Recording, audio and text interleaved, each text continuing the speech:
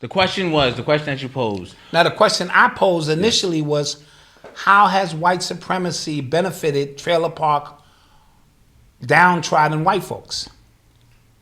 And let me tell you why I asked that question is because when we say white supremacy, you just automatically assume that everybody benefited from that. Mm-hmm. But there are a lot of people who didn't. So what constitutes white supremacy? I think it's a good question. We got somebody in there? Oh, we got E-Money in here? Bring E-Money in. The link is at the top, guys. Yo. What up, E-Money? What's good? Do you hear us? Man, I can hear y'all just fine. Beautiful, beautiful. Peace, E-Money. What's good? What's good? What's good? Peace, man. Represent Galveston, Texas, man. Glad to finally get to correspond with you fellas, man. I've been following for a long time. We appreciate it, man. We really, really do, man. And thank you for the continued support. So what do you think about this white supremacy thing, man?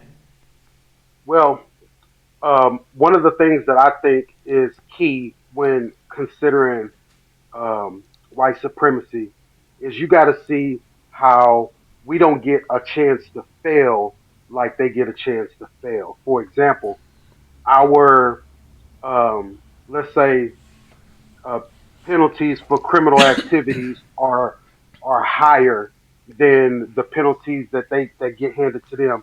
You see it all the time, and you got court cases where, in the same courtroom in the same day, a judge will give a lighter sentence to somebody of a fair skin than a darker skin complected person, and it's on record in the same courtroom for the same crime, under the same circumstances, and it's undeniable in most of those cases. You know what I mean? Blatant. No, that's a very good point. Great point. And those are some of the things that you have to take into consideration. Like we said, when you coming into the system of law or finance, the tie goes to the runner. Just the fact that they white, they automatically are going to benefit. So that is one great way of how even the downtrodden trailer park white folks know when all else fails, they're going to receive lighter sentences, bigger loans, you know what I'm saying? Things of that nature. That is a great So that is a great point that was being made. I thank you, man. Appreciate it. Go ahead.